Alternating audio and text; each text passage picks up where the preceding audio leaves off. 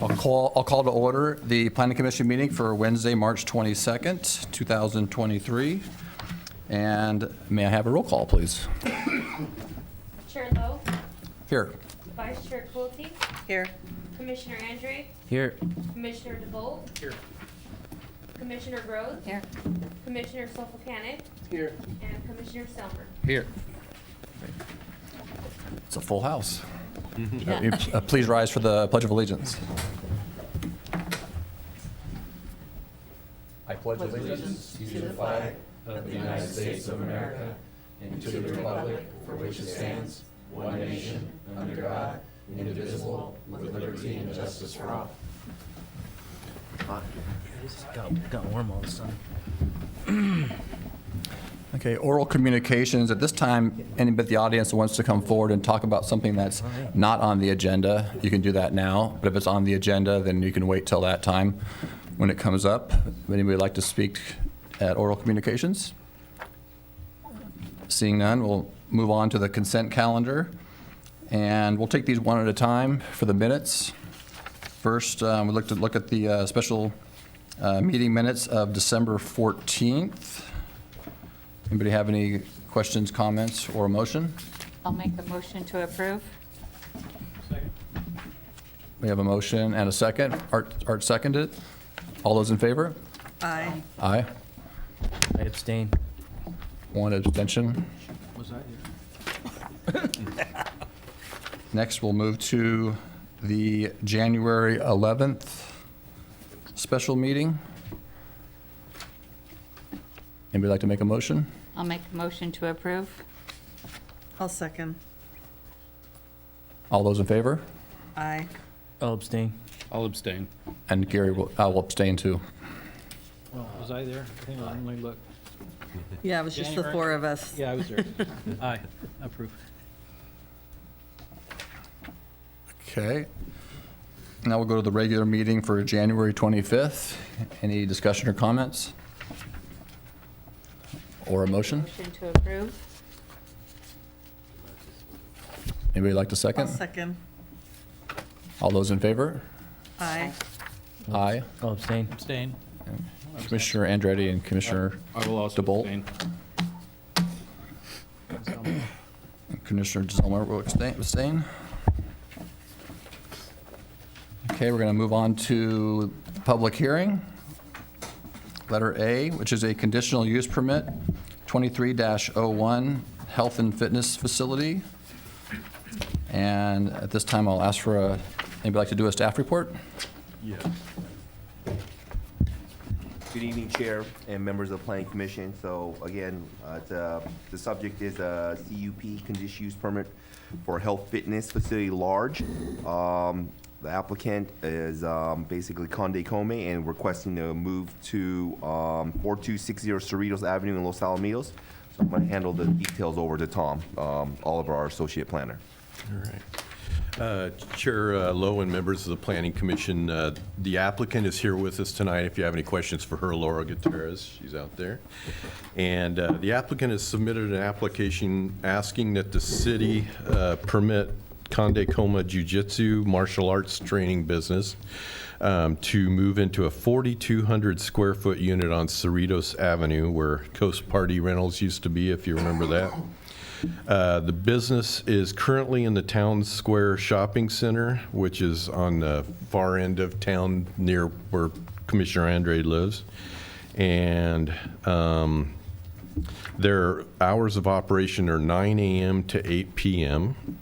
The applicant says that classes generally have 15 to 20 students in each class.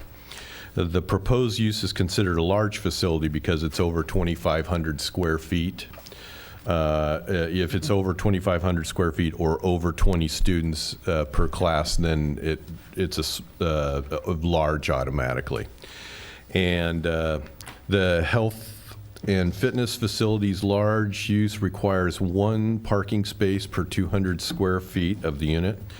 The parking lot has 36 spaces, and 35 spaces are required for the mixture of the uses that would be in the building once this were in there if you approve it.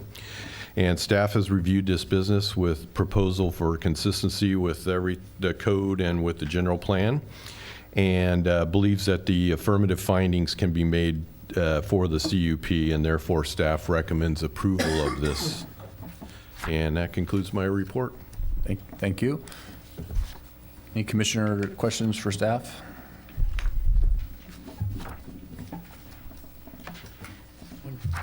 Okay. Did we get any, were there any letters from any of the surrounding businesses or anything? No, not at all. Yeah, very quiet. This is fairly, I mean, it's on Cerritos, but it's kind of like the parking is really its own. Yeah, it's kind of an island to itself, yeah. Right. Yeah. What days were they open again? Well, they're open most days, right? Yeah, Monday through Saturday, but the 9 to 8, whatever it is, the hours I read were for the Monday through Friday usually, and it's Saturdays, usually just in the middle of the day, so, yeah. Okay, at this time, this is a public hearing, so at this time, I'd like to open up this item to the public, and if you want, you don't have to. If you'd like to come forward and talk about your business, you can. Perfect. That'd be great. Excuse me, I'm just recovering. My name is Laura Gutierrez, and me and my husband run the business Kondokoma Jiu-Jitsu. He's actually teaching right now, so he can't be here. But Kondokoma's been established in April 2011 here in the city of Los Alamitos, and we specialize in Brazilian Jiu-Jitsu, which is basically primarily grappling and ground control techniques, self-defense, fitness, and overall wellness is what it contributes to. So over the last 12 years, we've been able to grow and flourish here in this city. Our students primarily reside in Los Alamitos, Rossmore, Seal Beach, Cypress, and Long Beach, with Los Alamitos being our top city. It makes up about 30% of our student population. We also have students that are employed by the city and work in the city, law enforcement, medical professionals. So coming into class is easy for them to come in to and from work or home. So, we'd like to hopefully move into this new facility so that we can improve our facility and provide a more spacious environment for them, and as well as continue to expand our business here in the city since we've been so fortunate to grow here. I would just thank you for considering our application for the CUP. Okay? Any One second. questions? Any questions for the applicant? Maybe you could just review the hours of operation that you plan. Yeah, so our hours of operation currently, they just run, there's a big window in between. It's 9 a.m. to about 11 a.m., and that's typically for, the medical professionals, law enforcement, people who work graveyard. And then the next class starts at 4:15 and ends at 8 o'clock. Okay. Were you able to read the conditions of the CUP? Yeah. And do you have any questions about them? No concerns about the conditions, no. Okay. Anything you'd like to change? No. Okay. This is your opportunity. I know. I think everything was all within our existing business guidelines anyway, so, Okay. yeah. Any other questions for the applicant? Okay, thank you. Thank you. Anybody else, would anybody else like to come forward and talk about this item?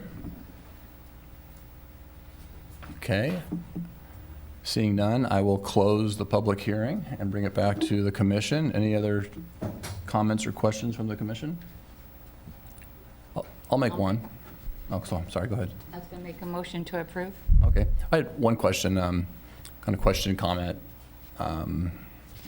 Is that, I know at one point, and I think it's in place in the general plan, we put together an area within the light industrial zone for recreational uses like this, Right. And this area for this project seems to be very, very easy to accommodate some of the concerns that you may have in a light industrial zone. But just my general thought is that I know we put that in there, and I thought it was a good idea at the time. But kind of my general thought is that it's a little bit irrelevant because it's not really going to matter. People aren't going to people aren't going to look at our general plan and say, hey, that's where they want recreation to be. Let's look in that area to rent. Really, it's going to be the opportunity that comes up, right? The opportunity that comes up is where people are going to flock towards. So just a general thought in general is, and when we're talking about these things and we're making these plans, it sounded great at the time, but I'm not sure if it really, in the reality or in the practicality of it, if it really was that interesting. I mean, or was really that, poignant at the time. And as a part of the zoning code, we got rid of that zone and Okay. just made it all planned light industrial and allowed the Right. businesses like this to be there. Okay, so that is gone. That is gone. Yes, That's gone. that's gone now, but it's still in the general plan. But the It's in the general plan, but it's not in the zoning. Right, The exactly. general plan is a planning document, so, it's like, like you said, at that time, I think it was in 2015, that was a plan. But Yeah. again, like you stated, Chair Yeah. Lowe, that you have to have availability and all that stuff. And as we know that Yeah. today in 2022, 23, All right, things are the changing. zone has changed Yeah. dramatically in the city. And so we have to be a little bit accommodating, especially to a current business that wants to stay in the city. Right, right. And in general, I'm wondering if, in situations like this, is there anything maybe, because obviously we're concerned about sidewalks and safety and things like that. Is there,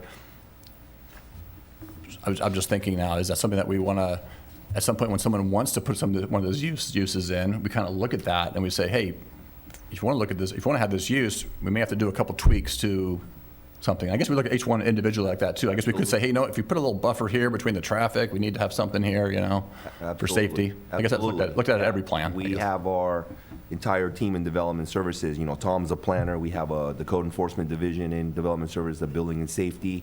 And so we take a look at that. So I give you an example. If you recall, we had a dance studio move into an industrial area. And so we were concerned about, safety. So we asked for additional lights put in the parking lot, et cetera. So yes, we do take a look at that type of Okay. items. Yeah, Thanks. and the area that doesn't have sidewalks is mostly behind the hospital on Kyle and Catalina and stuff like that. Got it. And that's now the medical overlay zone.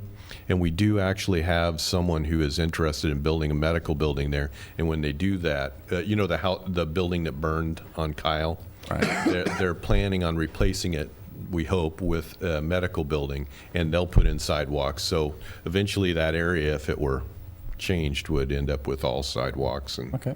things like that. Okay. So, Commissioner Gross, Make a yours. motion to approve. I'll second. we have a motion and a second. All those in favor? Aye. Aye.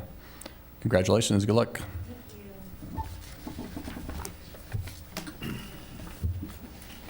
So we're going to move on to item 7. Yes.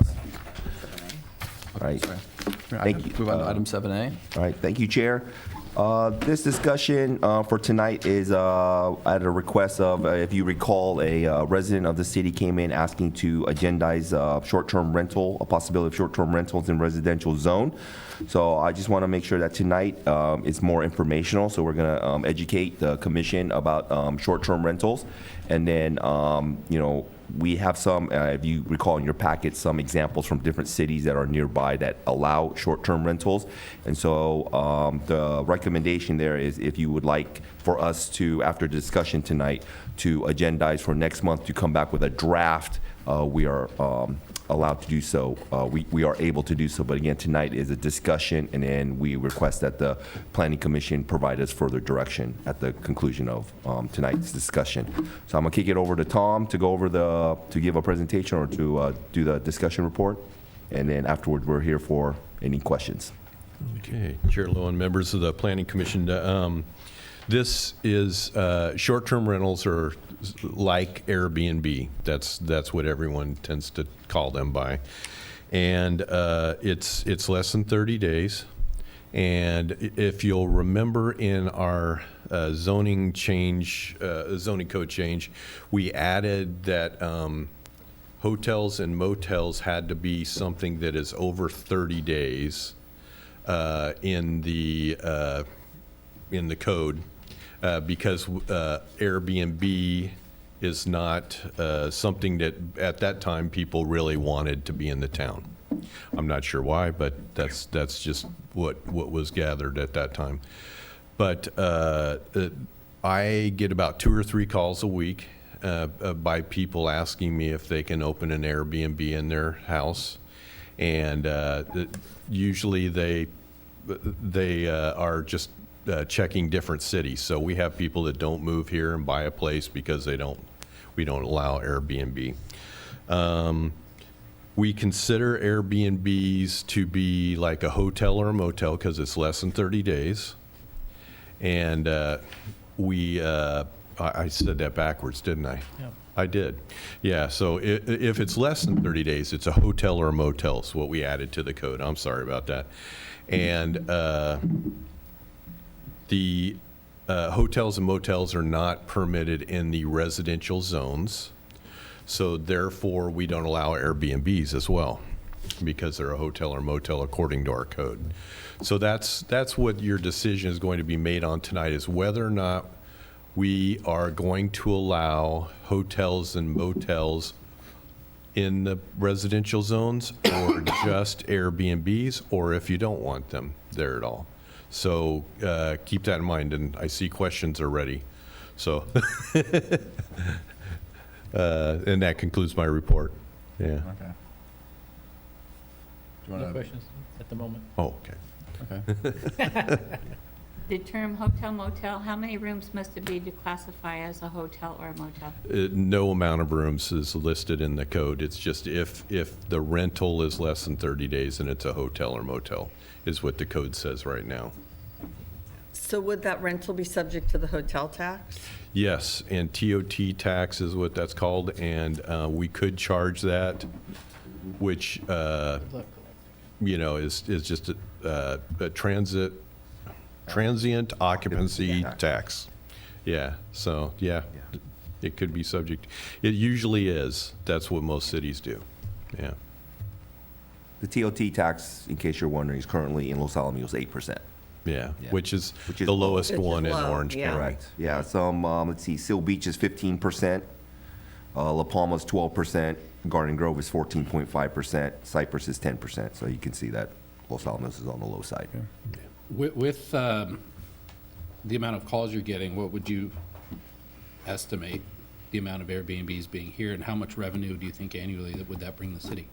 Well, it's the same people sometimes calling and asking and hoping we've changed over the last few months. But I would say that there are quite a few people that would like to do it, because of this is within, I mean, if you're not from this state, this is in proximity to Disneyland and the beach, even though it's not got a beach in the town. People do want this kind of opportunity to, when they leave their house on vacation, to rent it out and things like that. Some people make a living off of it. Some people just rent out their place while they're on vacation. So, and I think the person who brought this up last month, she just wants to do it while they're on vacations and things like that. Commissioner, it's hard to determine a number on terms of revenue because, with a hotel, it's sort of because, you have a set number of rooms. Oh. And how many nights. And then, a lot of times a hotel will tell you the average of occupancy for that hotel. Here, we don't know how many possibility of a rental, a short-term rental, and then we don't know how much they're going to charge. You could have one place that's going to charge $100 a night. You're going to have another one that's going to charge $1,000 a night. So it's very hard to determine at this time an expected revenue coming in regards to the TOT. Okay. How come our TOT is so low? Because everything else is so high. It's not gonna cost Fortunately, us money. yeah. So that's the tax that you want high, because it's not costing the residents, in my opinion. Yeah, unfortunately, I don't know the history of why that is low. It's just, again, anytime you do a tax increase, you have to go to the voters, and we've never been directed from my term, my short term time here, to by council to go and increase the TOT tax. So Just to add one bit to that, I'm looking at the TOT ordinance in our Muni code right now, and it looks like it was enacted in 1964, so that Oh, may explain in part why the numbers are. Council might want to revisit. Quick, wow. Art? in compiling the information for this, in the staff report, did you call any of the cities in order to get their? No, all of this online, a lot of cities have really cool websites for this, for the people that run these. They have online signing up to be an Airbnb. They have online declaration of your TOT, how much you've collected, and yeah, it's pretty set up around the county. Yeah. Is there information on the problems that the cities have had with the Airbnbs as far as with the transient occupants? Some cities have cut it down to a certain maximum number of Airbnbs there can be in a town. You sign up to be an Airbnb, and they stop it at like 150 units or something like that. And that is because, for instance, in Seal Beach, the entire city was being taken over by Airbnbs, they felt like. And so they wanted to cut down on that. So they have put a cap on it.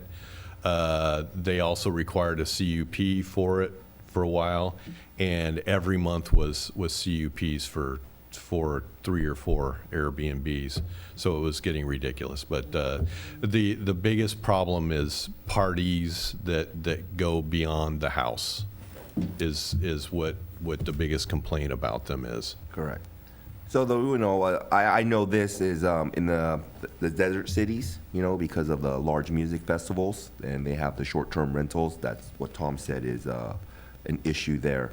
But the cities has put guidelines in place to make it really strict about, if you say you're going to come in with 6 people, then you got to come in with 6 people, and they actually will penalize the owner of the short-term rental if they found out that more than 6 people came. They have really strict noise ordinances, so like you can't have any type of outdoor music or sound after 10 p.m. So there. That's the biggest one that I heard about issues with short-term rentals, but those cities have enacted, again, guidelines to kind of combat some of those issues. And Newport had a lot of problems too. Yeah. Big Bear's done the same thing with Big what you're Bear, yeah. talking about. There's a sign that has to be posted, how many occupants, how many vehicles, has to be lit. If there are more vehicles, you can call the phone number. They have to then, somebody comes out, or the manager of the property has to come out, remove the vehicles, but they can also be written up and potentially lose their ability to be a Airbnb. So yeah, they've had to crack down as well because they took over Big Bear as well, to where they were just That's all there was. Yeah, it was all Airbnb, so it got really bad. But yeah, the ones that have them have started to put a lot of stricter requirements around it to keep that kind of stuff from happening. Mm-hmm. How do we enforce or know when they're being rented so that we're receiving our money? The way code enforcement would do that is they look on sites like Airbnb and see those, and that's how they track them.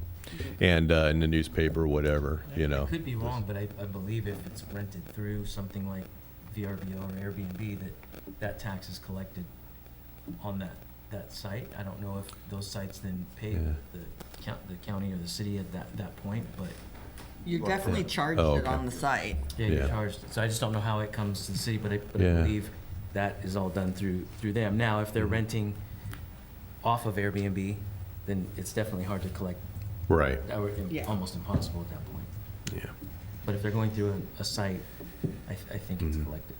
Yeah, a lot of cities have that program I was telling you about, where you just go on there and say, I rented for this many days, I collected this much money, and here's my TOT tax, and they pay it as they go. So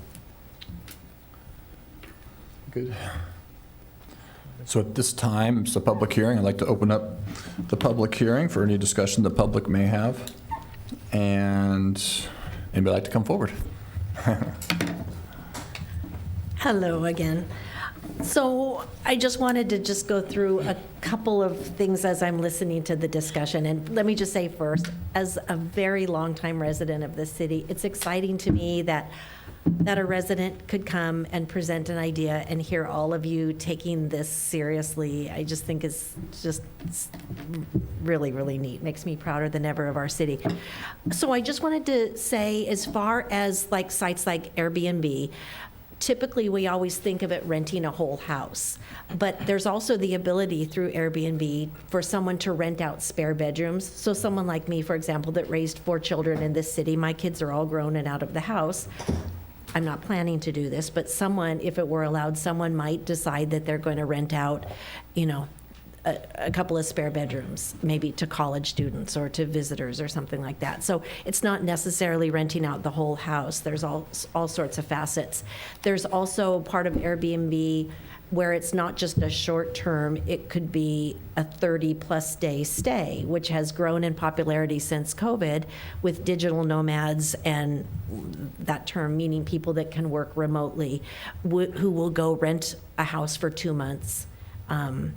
You know, so you might have someone staying for 2 months, for 30 days, then 5 days, then, you know, something like that. But there's guidelines where you could set the number of days that people are going to stay. So the city might decide, you know, that single night stays are not going to work out good for our city, because that's typically when you get the biggest level of problem is on 1 or 2 night stays.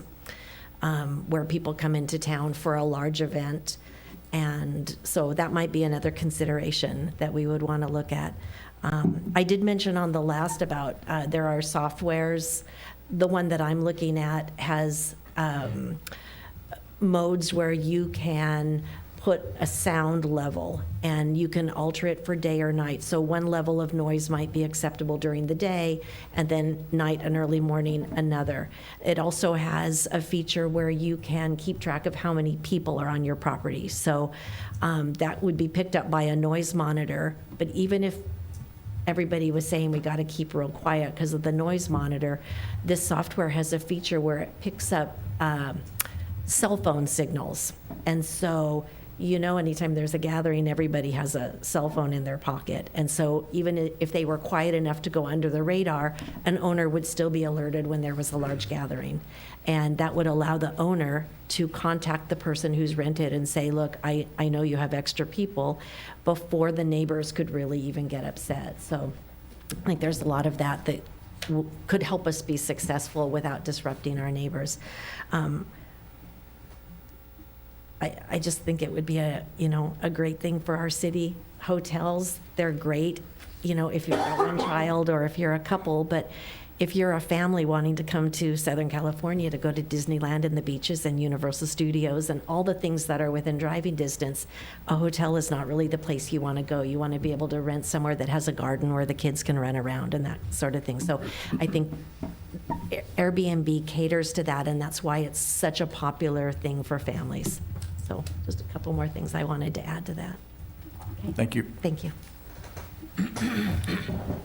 So I'll keep the public hearing open, and any more discussion that we want to do up here?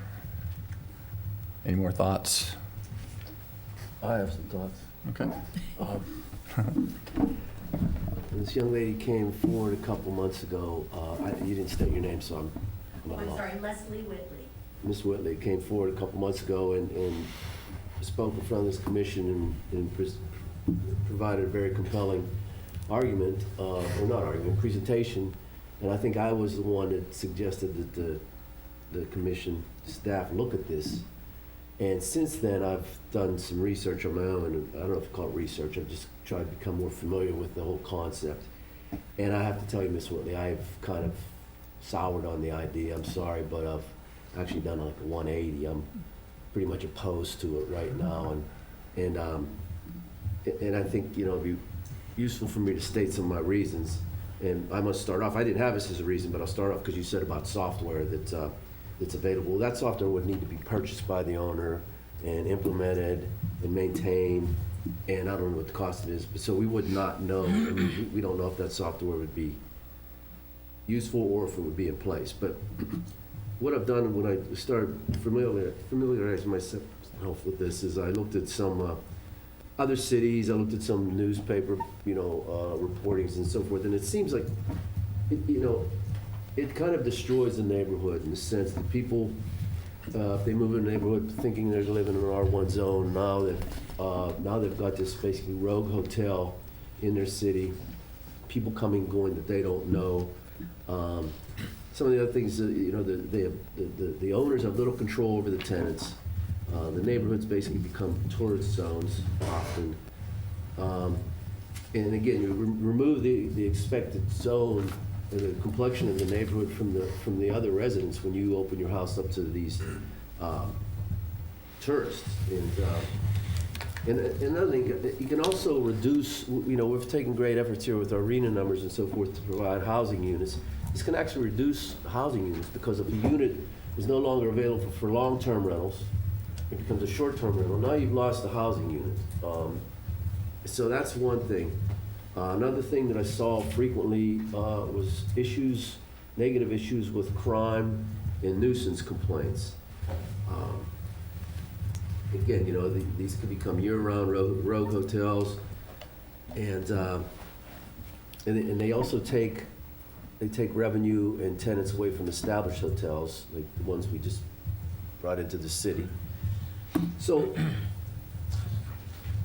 I think I would like to go beyond denying staff look at this and request that staff make sure that our codes have enough provisions to prevent this from happening, and also to provide enforcement mechanisms in the event that people do start doing short-term rentals against our ordinance, to provide enforcement mechanisms for them to be cited. So that's what I want to say. Yeah. Sorry. Anybody else have any thoughts? Well, to piggyback off that, I don't think it should be something that we just completely disregard, because it's also been told that we can limit the number of units, possibly limit the number of units in particular areas, maybe have one neighborhood have 2 units, 3 units, whatever that might happen. So I still think it should be considered and all options still laid on the table. I actually like the idea of this. I've lived in cities. I've lived in San Diego for 10 years, and this was a very popular thing with their tourism industry. I think San Diego, when I was there, rated number 2 behind New York, touristed city in the entire country. In fact, one of the units that I lived in, I was there long-term. 2 of the units in there were short-term rentals, and we never had a problem because it was run effectively. I think that this is something that I've even considered. I have multiple properties in this city, and with the Olympics coming up in the area in 2026, this is something I've actually researched. So I'm actually excited to see that it might be here sooner than later. So I don't think it should be taken off completely. I think more research does need to be done about impacts on the city, impacts on certain areas, whether it be restricted to certain limitations in certain neighborhoods or not. But I personally think we should take the next step in moving forward. I can see both sides of the coin. I think it's kind of do you penalize one group of people for the negative problems of another group? And that's what we usually do, that a few people will make it bad for everybody. And so I don't want to do that here. I want to take the time to really go through and take a look at this. Do we know how many, for instance, Seal Beach has, what percentage they now use, number one? Not offhand. And do we know how often now they have difficulties, or any of our neighboring cities? Not so much. I would expect problems from Newport Beach, Palm Springs area. I would expect it in some of the areas that we discussed to have problems because of some of the things that they have that occur there. We're not going to have those same type of events in this town, I hope. Really hope. But I would think that we should kind of take a look at both sides of the equation and give it some really thorough looking into. And at the same point, I think we should find out why we're not taxing as much. Yeah. I'd particularly like more research done in comparable cities. Like was addressed before, we're a quote-unquote beach city, even though we don't have coastline in our city. So I don't know if the outliers in Seal Beach would even relate to what we would be getting here, because they are actually coastal cities. So looking at Maybe Cyprus. Cyprus, maybe parts of Long Beach, Fullerton is short-term rental codes, and here you did supply, but I think looking into those impacts, both negative and positive impacts that it could bring the city, I'd like to have a lot more information on that. And I want to make sure that we're not getting somebody that's going to rent for long-term to use our school district inappropriately as a short-term rental. So I want to make sure we look at that, because our school district's very popular and people want in here. I get that. And that would be a reason for them to do just that. So I want to take a look at those things. So we should look at everything. We have the base here. That's another good thing. We have people coming in for the pool, the Olympic teams, and some of the things that are being done at our bases. So we have an attraction in the city. We just can't allow, we need to look at what are the pros and cons and not allow a small group to dictate to us. So I do respect the commissioner's view on the others, but I think we should take a good look at it before we make a final decision. Actually, to that point, I'll give one example. When I was renting out my house at the Park Bar, I did get a call from a individual who was coming, and he was doing some training on the base and only staying 15 days at a time for the next 6 months, and he was asking me about my unit. I mean, I told him I can't rent it to him shorthand. It'd have to be full, you know, the whole month. So, you know, that was one example of an opportunity that I think we're missing. Yeah, I kind of echo Victor's concerns. We already have to contend with ADUs coming into the possibility of coming into the neighborhood, whether or not somebody decides to build an ADU or not, okay, or maybe an ADU is built but then used as a short-term rental.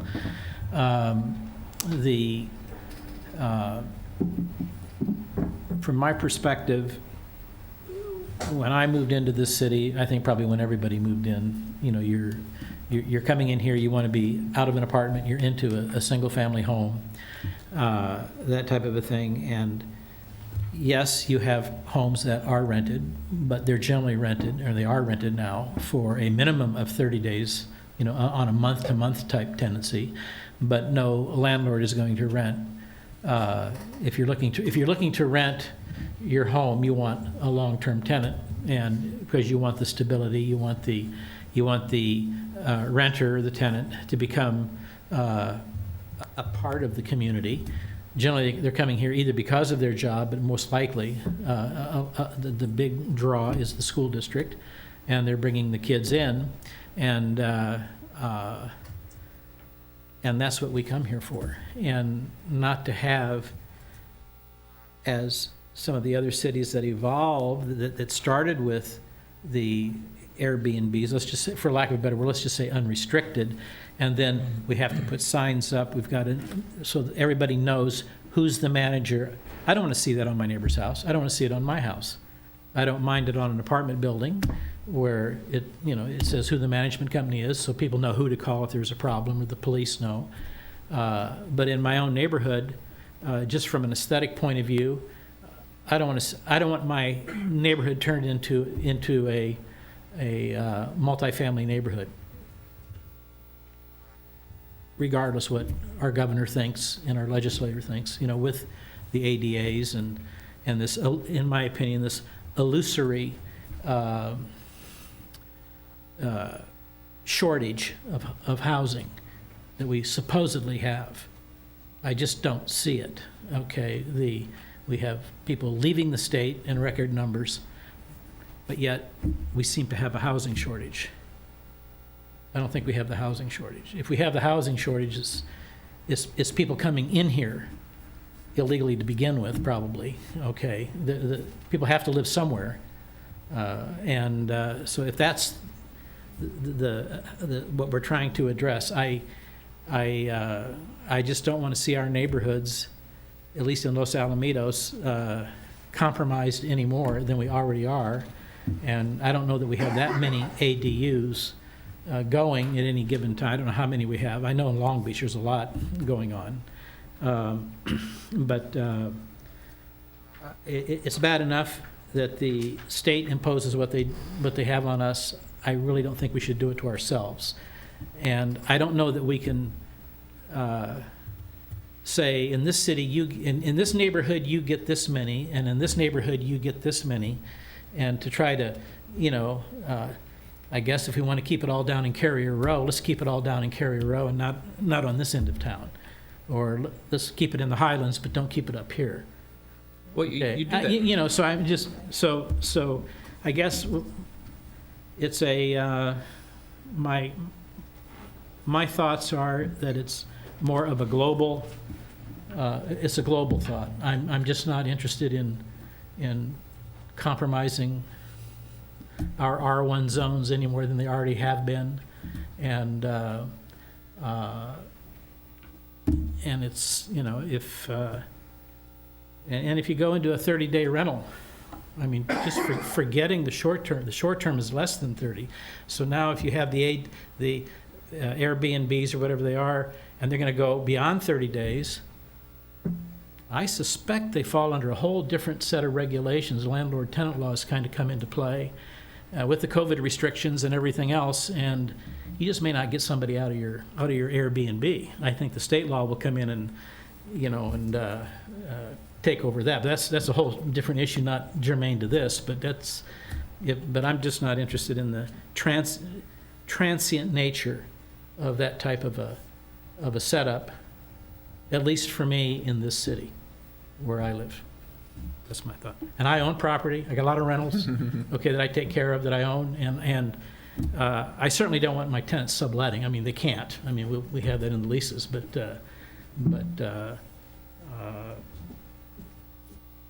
it's as much as I like rentals, I'm not interested in destroying the character of our city that we have here. So that's my thought. The way to break that down is limiting the percentage based on the number of dwelling units. Suburbia Estates has 106 houses. At 3%, 3 of them could be Airbnbs. Much different for Apartment Row that has 6,000 dwelling units, so now 60 of them can be, or whatever it might be, 180. So that's how you do it. You're not saying I get more, you get less. So that's maybe could address that concern, but I don't think that, I mean, I'm not for it or against it. I just think more information needs to be presented. And that's why I would personally like to see it move forward. So, I have one thought. Yeah. I just, and tell me this is a bad thought, staff. Could we do something, say this moves forward and it goes down the line, something that you could approve through, say, January 1st, 2025, and it has an expiration, meaning that we're going to allow Airbnbs until a certain date, where it has to be reapproved and reaffirmed. So you only approve it for a certain amount of time. That gives you a chance to see what happens, see how it works, see what things happen, and then but you have a firm expiration date. You set it up with an expiration date, which may make some people happy, right? Say, hey, we know we're going to get another bite at the apple on this if you do approve it. Is that something that's done or not done? Maybe the attorney would be. Just a thought I had. Yeah, I have not seen the city ordinance have a built-in sort of evaluation or expiration sunset date. I haven't seen that done at the local level. I think part of that is, ultimately the city council makes the determination, and the composition of the city council changes periodically. So you can't necessarily do something that's going to force the hand of future city councils.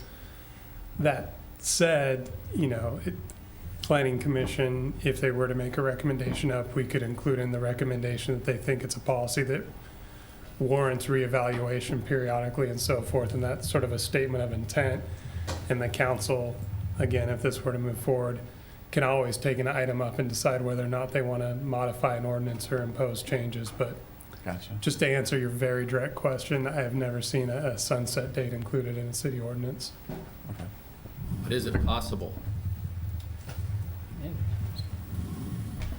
It's possible, though I don't know if it's enforceable, that you would be able to bind future city councils to go ahead and be forced to reevaluate an ordinance, and I think that's probably why you don't see it done.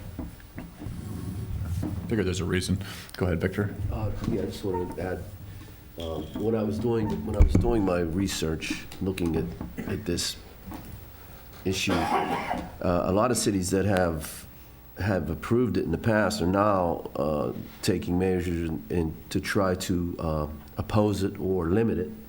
In some of those cities, there's a lot of groups, citizen groups that are organizing to force the opposition and to reduce it or eliminate it because of the effect it's having on the neighborhoods and destroying the neighborhoods in their opinion. And also would like to point out that Airbnb is a well-funded organization that has significant money, and they do a lot of lobbying. So this is more than a grassroots thing. This is big business, and I share Commissioner DeBolt's concerns too, that we have enough going on in this city with the attack on our R1 zones. Not just this city, but all cities. Attack on the R1 zones. We don't need to add this to that arsenal. That's going to increase the density in our neighborhoods and take away the traditional neighborhood feel. Can we limit it to other zones other than R1? R2, 3?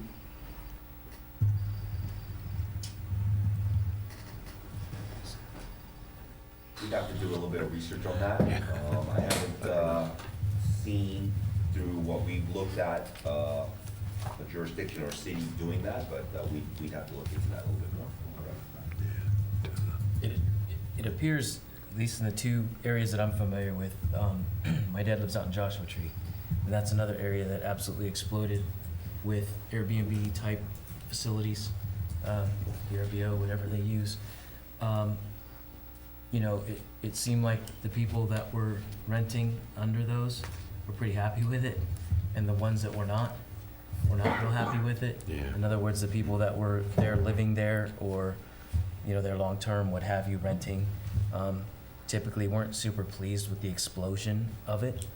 I think it's quieted down a little bit in the sense that, like you said, that cities are putting the brakes on and saying, well, you know, they're putting in stricter implementations to how you have to now get like a permit type of a situation in order to do it. So it's becoming more regulated, which is good, because I think that's what's maybe quieting down, you know, the other people that don't have them, that are having to deal with these people in and out all the time.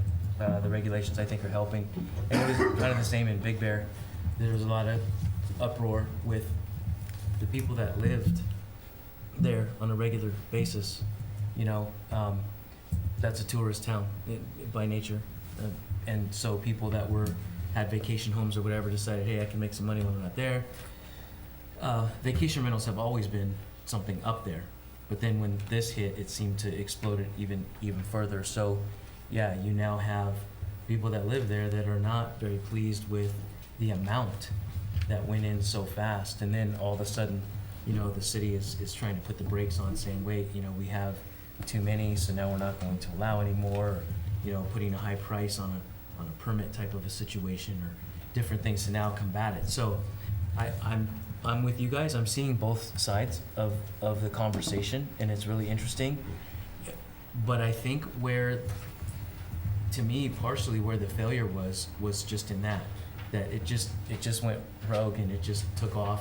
And I don't think it took off as fast as a lot of cities expected it to, nor did I think they were gonna have to deal with the problems of how many and what was going on. So I think if they could go back and look at it again and do research like we're doing, you know, this is a discussion. This is just to be able to put it on the agenda to actually do more with it, right? So it would seem to me like the discussion is the important part. And I think doing the due diligence and coming up with, if it is something that is being thought about or we're serious about, that we do put those regulations ahead of time, we go to those cities and find out. Maybe it requires, meetings with these people to say, what were your pitfalls? What is it that, how did it start and how is it ending for you guys, and what fixed it or what hasn't fixed it? I mean, I think those are bigger questions versus just seeing, who's got them and what they're doing. It's like, how did that program work for you, and what have you done to rectify any issues that it may have presented along the way? You see what I'm saying? That's my 2 cents. Okay. 2.5 cents. Sure. Commissioner Gross. I agree with everybody. I'm on the fence of it, but I still think we need further investigation. I do have one big concern. While we have this on our agenda tonight to take a look at, we have one person here interested in it. And we recently had a lot of negative comments that people don't get informed of things, which I truly believe that people don't pay attention, and only when it affects them do they. So I don't want to find us having this on and saying, oh, we're going to do this, and then suddenly we get an onslaught. I don't know how to reach out to the town and all of Los Alamitos that this could come their way, other than to say whatever we can do. First, I think we should be doing that to get that kind of feedback as well. Because if we decide to go ahead with something like this, and suddenly we get a whole room full of people against it after we've done all this again, and we've been there and done that, I don't want that type of thing. I don't know how to reach them. I don't know what it's going to take. But I think we should allow also the input from the city and somehow find out how to get their input. Yes, so can I have Tom explain the process of what's going on? So, or correct me if I'm wrong, right? So we're having a discussion, right? And so we're gonna take direction from the planning commission, right, on whatever you decide to direct us tonight. So let's say on one end, right, that we're gonna proceed with revision to the ordinance with regulations, everything, right? Eventually, city council will be making that determination, and it's a public hearing. Because it's a public hearing, then we as staff will go out there and try every means possible to get this word out to the city, right? There's numerous ways we can do it, what we have done in the past. Naturally, put it on our website, naturally put it on our social media. We can do mass mailers, and advertisements in the paper. And it's multiple papers, typically we do the local paper, which is a news enterprise. We can expand that. So we do have a plan in place because of what recently occurred, so we can take care of that. And again, correct me if I'm wrong, but because it's a public hearing, it has to go twice before council, first reading and second. So if we were to receive direction at some point in the future to return with a proposed zoning code amendment, that would involve a public hearing before the planning commission to make a recommendation up to council. And then the city council itself would have a public hearing, and the ordinance would be presented, for the first introduction, and then come back at the next regular meeting before being adopted. So there'd be 3 opportunities for individuals interested to get involved at that stage if we were to receive direction to actually cobble together a proposed ordinance. At this stage, we haven't dealt with that type of outreach because it really is a preliminary discussion, trying to determine whether or not it's an avenue that the commission even would like us to explore at a greater depth. So forgive me for maybe misunderstanding, but you're saying the mass mailers, the whatever, isn't going to go out until an ordinance is actually created, approved by us, and given to city council? No. it would be noticed before it comes back to you. So if you're considering a zoning code amendment, that involves a public hearing with required notice to try to make sure that folks in the community are aware that that's something under consideration by the commission. Again, this stage is just a very preliminary discussion to decide whether or not it's even a course of action you'd like staff to pursue and bring back to you for further discussion and consideration. Usually that public notice is just the little thing in the back of the news enterprise, right? Yeah. That, I mean, That nobody I reads. don't think anybody reads. I mean, I look at it since Right. I've been on the planning commission. I see lots of name changes, different things, They but still don't deliver it nobody, to my house after nobody asking 3 looks times. at that. Well, He would go above and Keep it in beyond. mind. Right. So, I'm not I'll give kidding. you an example for one of our items that we did, we actually took a advertising piece, colored, half page to notice that. But we wouldn't just notice that on News Enterprise, we would, you know, like I said, mass mailers. Do you guys ever post it on like things like Nextdoor or other types of, I mean, because it seems like a lot of the community Yeah. gets on that, and then from there, it just goes like the, you know. Word of mouth. Well, comments just start going, and so like if just an example, I don't go on it that much, but I've noticed it tends to. We typically do not go on a social media platform like Nextdoor. We rely on the city social media avenues, which is. Well, it seems like if you wanted to get it to people, that would be Yeah, certainly, yeah. I mean, honestly, that would be a way to do it. I don't know if there's a problem with doing that, but it seems like if you want to Good. reach out to the community, that's a great place to do it. Yeah. I would just say that if you want to reach the community and know that you have, then you either do a direct mail, or you litter the doorstep, you know, with a flyer that gets their attention and asks the question, are you ready for an Airbnb, or how do you feel this is going to be a topic of discussion? One other thing, I know we're talking about it here, and I know we are kind of like, we're the preliminary group before anything goes to the council. But I'm just wondering if this is something that the council probably needs a heads up on, because how far do they want us to go? That's what I was thinking. Okay, too. because, it's kind of like, we're not elected. They are, okay? And Well, if if- all of a sudden, If they're anti, they can't really discuss it, but I mean, if they're not really interested, it's exactly what you're saying. Then Well, yeah, I mean, we're kind of it- wasting our time.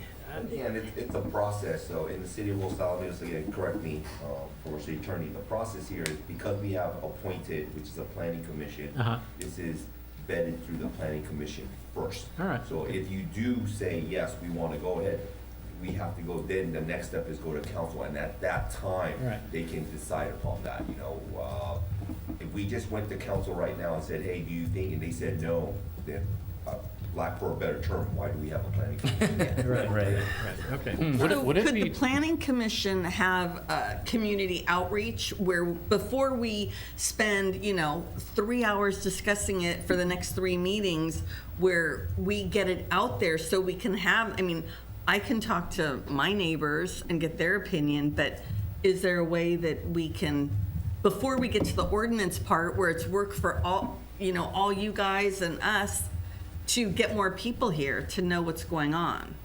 Absolutely. like a You survey. Yeah, you are residents of the city, so you Right. can talk to your neighbors, and Right. you could go to your local restaurant and you see your neighbor there and say, hey, come to the planning commission on this day because we're gonna talk about it. Absolutely. But what about a mass mailer like survey in the, Just to go given out. out to the city, going out with like a, Or 3-part even question being mailed back? email. Yeah. Yeah, we could do that as well. Yeah, we've done surveys through mass mailers, absolutely, It's costly. It's I have a costly. feeling, Cost to it. I mean, Like you're Survey better Monkey? off- You're, huh? like using SurveyMonkey and. No, but mailer. No, I'm It's saying, but if costly. you do emails, I get city emails. Emails or again, throw it on Nextdoor, a survey on Nextdoor, Yeah. and ask for that to come back. You'll get, trust me, I think you'll get a very strong reaction. you'll get what you're looking for by doing that. Instagram, Facebook, and email, and not mail so much because that's a cost. But if you did it on the social media type, those platforms, you would get a decent percentage of people to kind of give you an idea of a response. And that might be a way to go so that it's not a costly way, but at Yeah. least it gives us an idea without putting out a large amount of money. Yeah. One thing that I have So we make- observed over the years is that most people, our meetings are televised, council meeting, all of 10 people watch the meetings, okay? And we rarely have anybody, at least in our meetings here, I don't know how the council meetings are going, but as soon as you get into somebody's front yard, they show up. I mean, when we're doing anything that's going to affect people right where they live, directly, then the place is packed. Yes. It's like the, with the arena numbers and stuff like that, the people that we have. All the other stuff we talk about, but as soon as they can see this is going to affect them, they're here, but they've got to know about it. And that's probably the one complaint, that's the biggest complaint we heard, even though the people were from Seal Beach.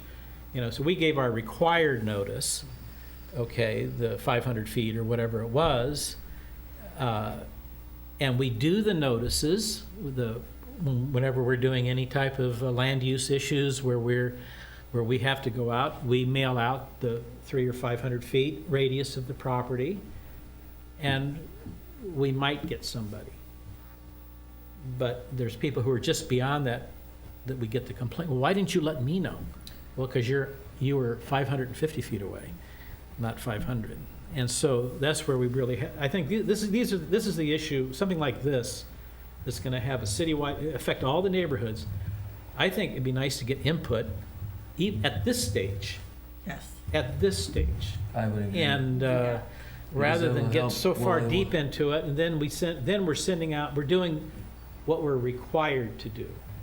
And It gives us more guidance and direction. I mean, we're here for the community. we all right? live here. Yeah, we all do, but I mean. So yeah. we have, personal, Yeah. that personal interest because we live here, but we're also here to help facilitate what the community Yeah. wants. And so for us to we're kind of shooting in the dark, taking our best guess on what we might think. But again, beating a dead horse, but it's like, if you did the survey, put it on next door and said, please share with your neighbors, right? That's gonna get out there. And you're gonna find with that, you can actually You'll kind of you'll hit a read the radius of comments. what you need, and you'll get the comments. You'll and see the get comments, but they feedback. won't come in here. No, but at least we They've would have commented. an idea, Yeah. we would at least have an idea. Yes. The only way you get them in here is exactly what you said. You Yeah. either put a flyer, Yeah. or you mail something to them and said, we would like your opinions at the next planning commission meeting. That's, when, I've even gotten stuff from Cyprus because I was close to the things that were going on at the racetrack, if you wanna come see this. That's really the only time I knew that stuff was going on. I wasn't looking in the back of a newspaper to try and find this stuff. So Right. I think you have to basically kind of hit them directly, and if that means, I don't know what the cost. It seems like it would be costly to send that stuff out. Maybe you get some interns or volunteers to go door to door and drop a flyer off. Maybe that's cheaper. I don't know. There's certainly kids out there looking for volunteer hours, so maybe he'd do something like that. But I think it would be helpful for us, for sure. Yeah. Yeah. To get that, and I don't know the best way, but there's a few different ways anyway. Right. If So- we get that far. So my guess is it's going to be just 50-50. You're going to have half the people on one side, half the people on the other side. We don't know. You'll No? see. But I mean, I've asked 50-50s. 5 of my I'm neighbors, just- and they were all that's- against it. What's that? I asked 5 of my neighbors, and they were all absolutely Okay. no. It sounds like we're 50-50 on this commission, pretty much. Well, we don't know And yet. it could We don't be know that- yet, do we? Could be that way, but until you, 50 is and again, my number. that goes back to the people that want to do it, Yeah, right? That want to do that, or versus the people that really don't. yeah. And that really just depends on how many in your community that really want to do a short-term rental. My guess is the majority, we're not Seal Beach. Yes, we are a coastal Yeah. community, if you will, but we're not Seal Beach where you can get there really fast. Yeah. We're not, Anaheim, where you're right next to Disneyland. We're not those areas. Yes, we border all of that stuff, but I don't think it's as highly desirable as for Yeah. that type of a stay as we. It almost seems like if so many people are against it, they're not going to do it. So you might as well let the few people that want to do it.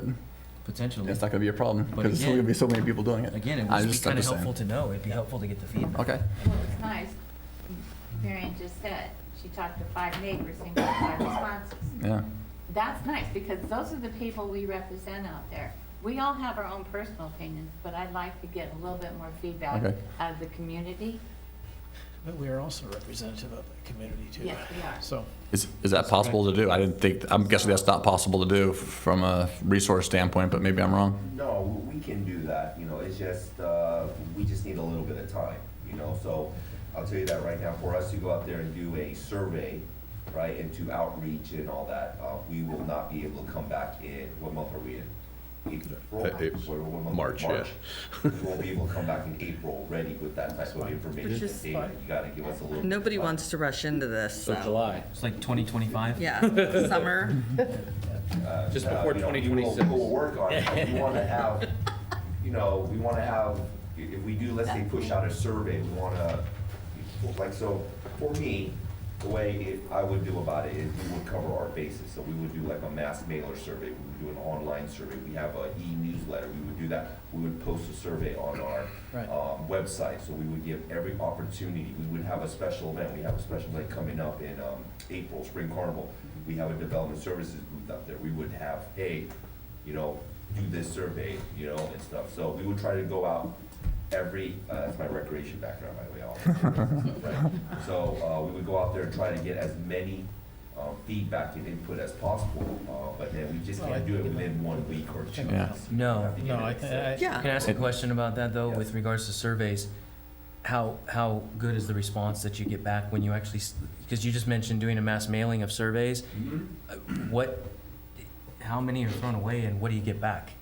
I'll tell you, it is my experience here is a very small sample size. Yeah. You're So not that- getting anywhere. That's what I thought. Yeah. So maybe Is it really what would worth it? be better, because that sounds like a lot of work for little return. I think a mailer where you said the next planning, whatever, April, May, June, whatever it is, this planning commission meeting, we're having a public hearing with regards to short-term rentals vis-à-vis Airbnb or VRBO, whatever, so people understand what that means. Come to the meeting. Oh, we would. Because that seems like we would get more response and hear to give their 2 cents, then we would maybe get back in a survey. No, I would put there a little survey, and that survey has to be really short. Can't be really long, probably 5 questions the most, 4 questions the most, but then on there, it'll say that there's a deadline, whether, like I said, we gotta look at the calendar, but at the very end, we would sit there and say, this will be presented at the planning commission. So, please, we'll, again, poetically put down that if you wanna know the results of the survey or provide feedback, input, please attend this at this day on this time. So, yes, we would kind of put both of that together. And when you do a survey and you send it out, then we pay postage to send it back or no? Yeah, if you want more responses. Well, how many resident email addresses do you have?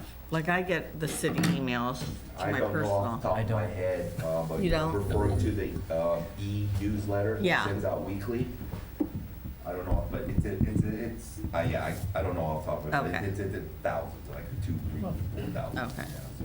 But it's not everybody. It's not even everybody, yeah. close, no. and this would go out to the R1 neighborhoods. We could get the News Enterprise. It would go out to It wouldn't all be sent to every residential, apartment. We would- yeah, Send it yeah, we all. would probably send it out to all residential. addresses, Yeah. residential addresses. Yeah, residential, correct. And it would be property owners, is what it would be. Yes. Yeah. See, I would do Instagram, Facebook, and the email, and take that percentage. If you mailed out 1,000, and then take what you got back in a response, for instance, and that would give you an idea of what kind of, we're gonna get at least some idea if we just kind of sprinkle it out across the city, and we're getting something back. Mail them out. It's not worth mailing it out. We I must have agree. somebody in the city that does the digital marketing or digital presence, right? We do. So I think this is a great assignment for that person. And get it Okay. out. Yeah, I would like to avoid any cost, minimizing the cost Yeah. if possible. Okay, so public hearing still open. Any other people want to comment? Sure, come on, fire away. Just a thought, what I'm trying to want to rent out is my primary residence where I've lived for over 31 years. But I do invest in other cities, and different cities have limitations that we might consider, like in the initial stage of this, if the residents are not opposed to us trying. And maybe we start off saying that there's a total of 30 spots within the city. I'm making all this up, but maybe 30 spots. And you apply for it and there's maybe certain criteria. You need to have enough parking spots or, or what have you, whatever seems to be what will impact the city less. But limit it to the number in the city so we don't have a situation where there's a street with 10 short-term rentals. So having them spread out a certain distance apart, which I think Fullerton, if I remember, was the one that did that. One of them had that. Yeah, and so, but also just limit the overall number of them at the beginning as a trial for the city. And if it's a bad thing for the city, then it gets voted that we lose our spot. That you go into it knowing that. It also, a lot of cities have where every short-term rental operator is limited to the number of rentals they can have in a city. And my understanding of Big Bear was it used to be a free-for-all. I could go buy 15 cabins and rent them all out. And now, throughout San Bernardino County, I think they've limited it to 3 now, other than people that already own these who are grandfathered in. But if I wanted to go buy a cabin in Big Bear, I'm limited. So maybe in Los Alamitos, you were limited to to 1 per operator, which avoids out-of-state or out-of-country investors coming in and buying up lots of houses. So I think by limiting the number in the overall city, it doesn't impact things like our school district and some of the other concerns that were brought up. And if it's a great experience and everyone says, okay, this is not the problems that they're having in Palm Springs, then the number could go up. Otherwise, it could just be there's a waiting list. Sorry, all 30 spots are taken. You want to have a short-term rental. We can put you on a waiting list, and when someone decides they no longer want to do that, okay, now we go to the next person on the waiting list that meets the criteria. That's how Dana Point does it, and I was surprised they only have 150, and they're way bigger than we are. I mean, I don't think this has to be a trial and error thing either. We could learn from these other cities on That what was they've my adopted. And, learn from their mistakes as well as their improvements. I just think it definitely needs to get a next step. I think a survey on if the city wants it's a good idea, but also at the same time doing the research behind it to see, what the cost and the benefits to the community are. Because I think having access to short-term rentals can actually benefit the community in a lot of ways too. Traditionally, people, every time I go rent an Airbnb, I'm utilizing restaurants nearby, I'm utilizing things, I'm contributing to the local community. So, like I said, I'm not for it or against it, but I think more information needs to be sought out. Okay. At this time, I would, well, anybody else want us to come forward? But at this time, I'm going to go from UCLA to Arizona State. I want to see who wants to proceed with an outreach. Okay? Yes. That's I one would yes. like to, yes, Perfect. proceed. I'd like more information. Yes. I'm going to say no. I'd like to proceed with outreach. No. No, So, I see no benefit to the city collectively, other than maybe a little bit of tax. Definite benefit to the investor who wants to come in here and buy houses and do it, or the individuals who want to do it, but I'm thinking collectively. Yep. I see. This isn't an investor Airbnb area. I'm sorry, it's just not. Oh, I'm just- It's just not. Yeah. You're not Okay. gonna find investors gonna buy coming a in, buying $1 million up house. yeah. So, houses in here to. So we're kind of- It makes no sense. as I was saying, we're kind of split on this up here. So we're like 4-3. So 4-3 to proceed. So how do we proceed with, I mean, I just want to be clear. I'm saying proceed I understand, with just like more information. outreach. Outreach. From the I understand, community not to put it in and see place. what we get from that. Right, we Yes. want to go more outreach, we want more discussion, we want more information. Yes. Mr. Noda, how would we, or, So depending on what you'd like to do, we would need a motion and then a second and a vote. So based on what I'm hearing, that motion may well be to direct staff to conduct further research, public outreach, and then come back okay, at an unspecified date in the future for further discussion. Okay. Or whatever the pleasures of the motion maker, but that's just Yeah. me trying to paraphrase what I've heard so So far. I'd kind of like to echo on that, to make that a motion. Can we make it 120 days? Is that enough, or do you need 180? See. 180 sounds probably reasonable. Can't we just leave it to a later date? Yeah, we just keep leave it in general. Okay, I think we can that's get fine. it done within 180 days. Okay. Would you like to present a motion? Yeah, I make the motion. Okay. Which I'll way? second. Okay, did we get the motion, or we want to repeat? Yeah. How would you repeat the motion? I believe what I said in that case was the motion would be to direct staff to conduct further research about experiences adjoining cities have had with these types of programs, to conduct some public outreach, perhaps surveys to get some input from the community, and to advertise the future discussion we would be having on this topic, and then to come back at an unspecified future date before the commission to further this discussion and decide at that point whether or not we want to move forward with the zoning code amendment. Okay. But electronic surveys, not ones that cost money. Not like mailer, I don't. Modify yeah. the motion to say low-cost survey. Commissioner Soltikanik. So you've clarified what a yes vote, That's what would a correct. no vote mean? Motion. What would a, no, we already have a motion. Right. Yeah, We have, yeah. What does somebody voting nay, what does that mean? That does not go forward in any way, shape, or form? It ends now? Yeah, ends now. To vote now would mean that motion did not carry, and then you could Might be open another with an motion. alternative motion to. Would I have to have an and- alternative motion?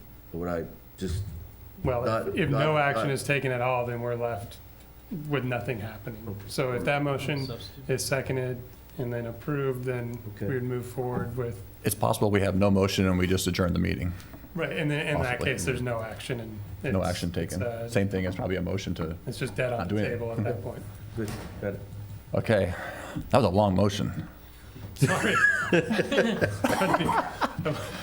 you get all that? Comprehensive. Did you get? Commissioner Gross is going to make that motion? I make that motion. Second. Second. And that's, want to do a roll call? Question, Comments? Yep. questions. Got a motion, a second. Sorry. A question. With respect to the outreach, gonna have outreach, I think we need to ideally ensure that it hits the doors of the R1 homes, in my opinion.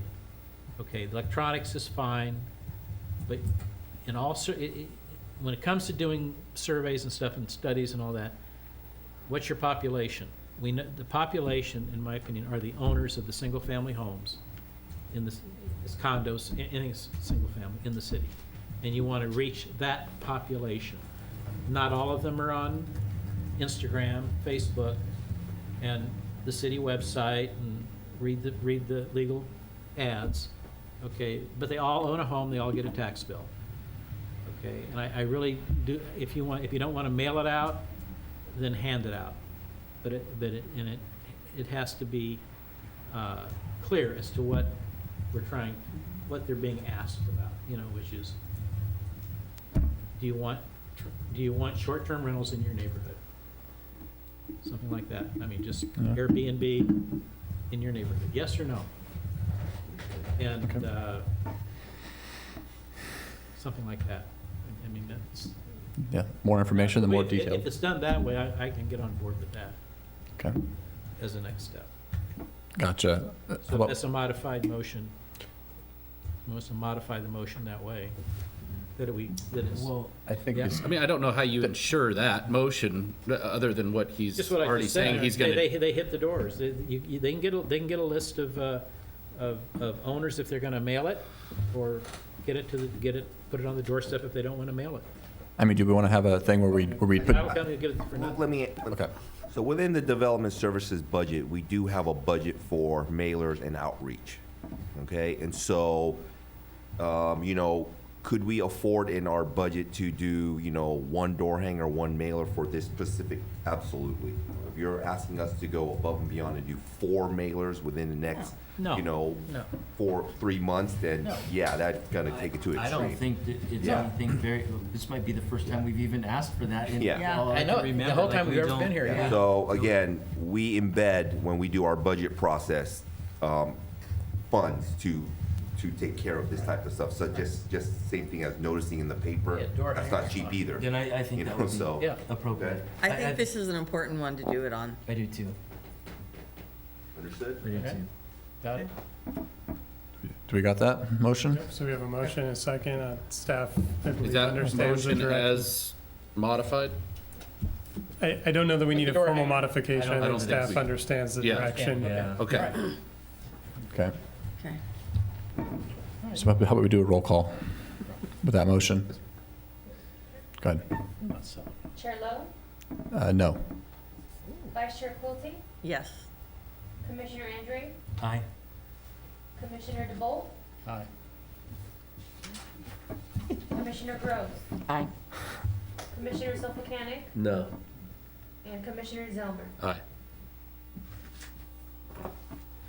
Okay, And motion passed. thank you. Motion passes.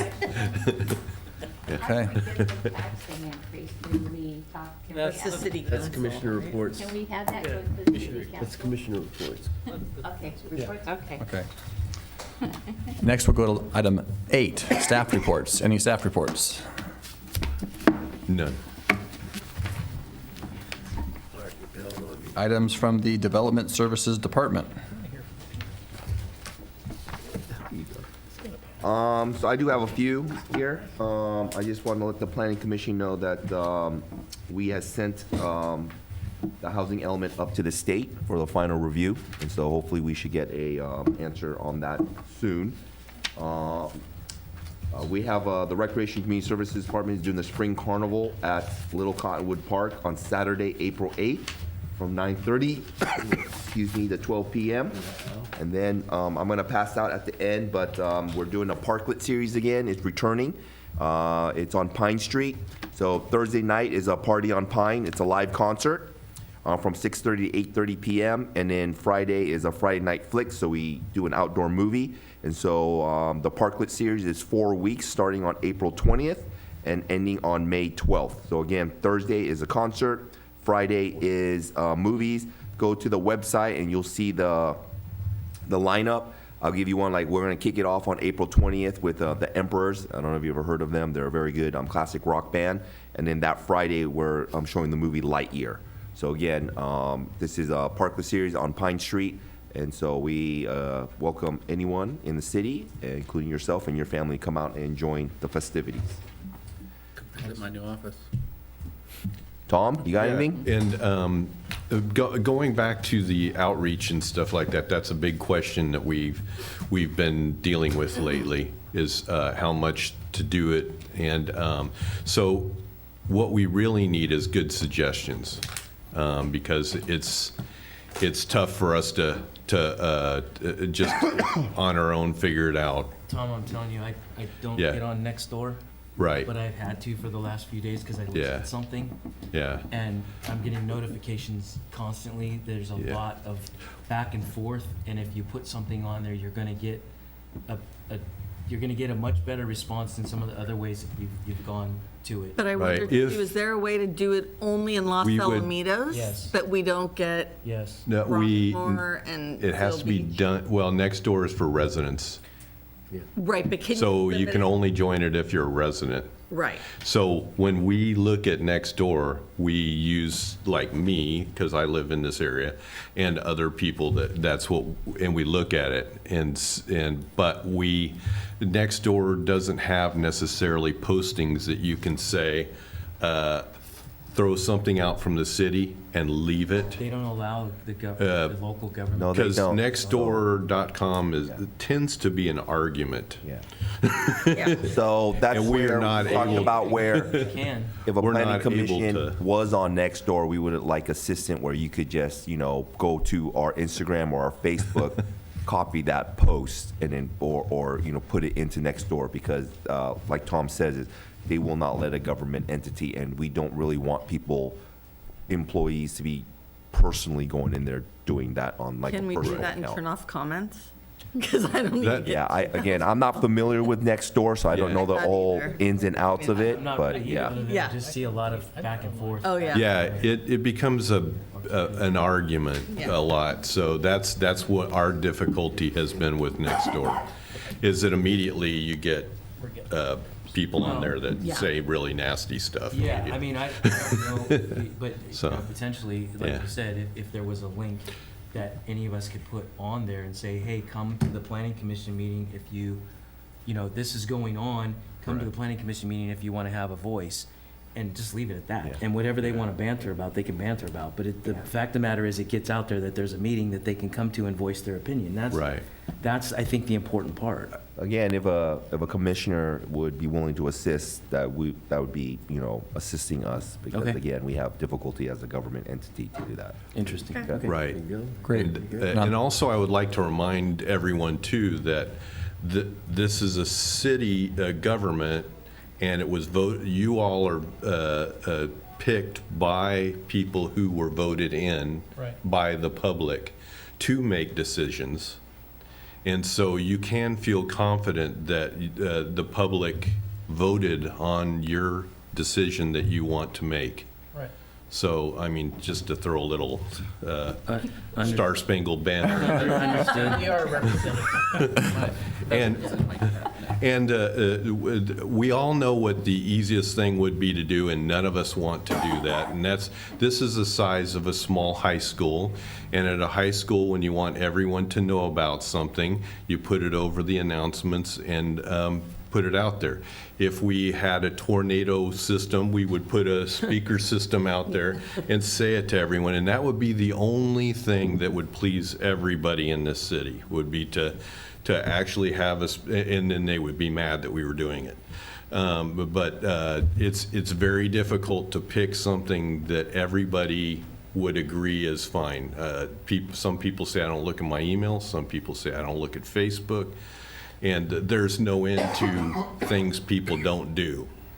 And so what we need is something that kind of works for everyone. Yeah. And Well, I will say that leaflets do work, because I got one at my front door 2 weeks ago, maybe, about the housing element and the Lamson thing coming. yeah. I had no less than 10 neighbors come up to me, did you vote this through? Because they know I'm on the planning commission. So Right. it works. It's one of the reasons why those work is because of the sensationalism of Yeah.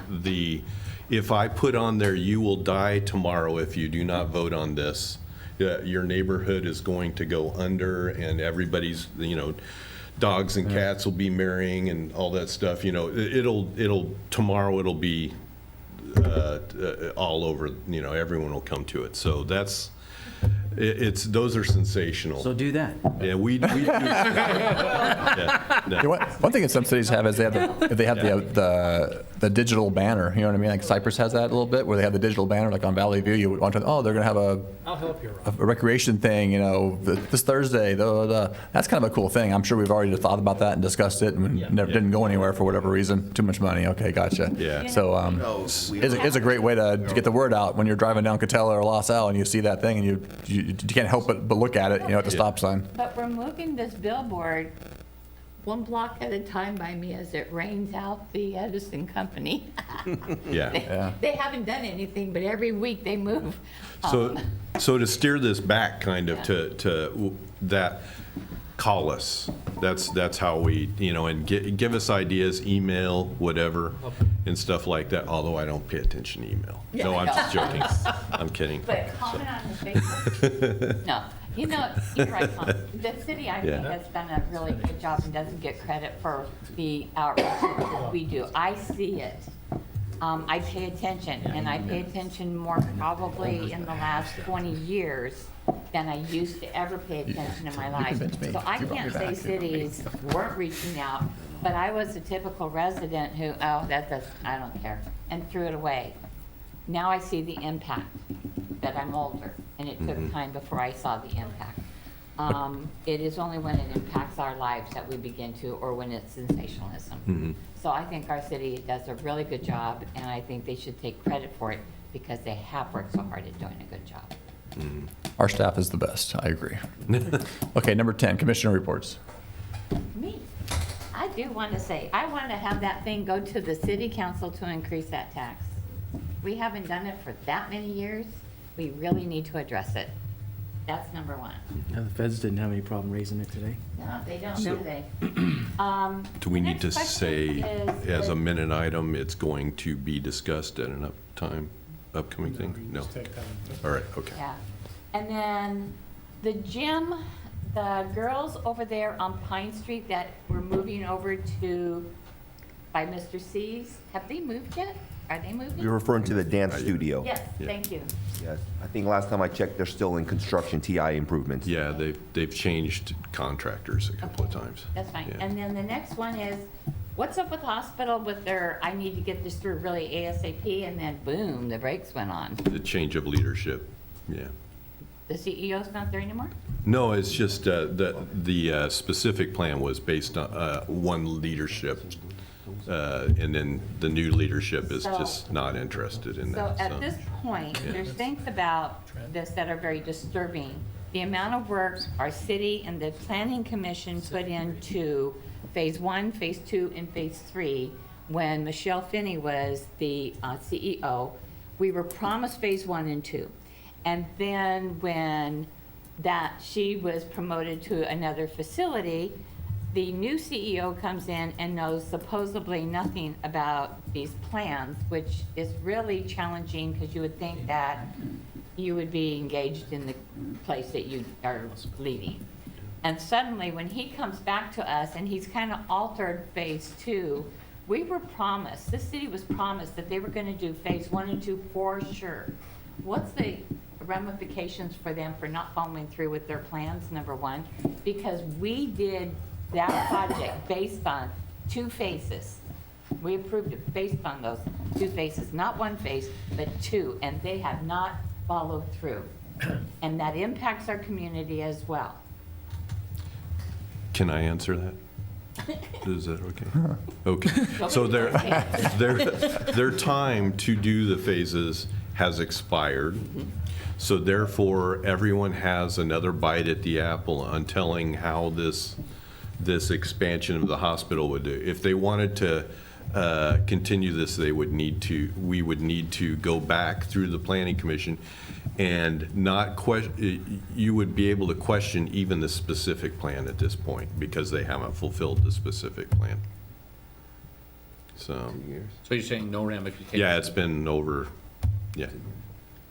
I remember that. Well, the ramification was during the last time, some people wanted the specific plan and other people didn't want the specific plan. We're back at that point again where some people do and some people don't. While it was a specific plan and it hadn't expired yet, it was going to go forward if the hospital kicked in the money and did it. So, yeah, now it's back up in the air again. You have a chance to question it. So, Well, it's pretty hard for them to come back to us with any plan and have it go forward at this point. right. Yeah. Any other commissioner reports? Seeing none, we are adjourned till the next planning commission meeting, which is April 20. April 26th. April April 26th. 26th. We're adjourned till the next planning commission on April 26th. Thank you.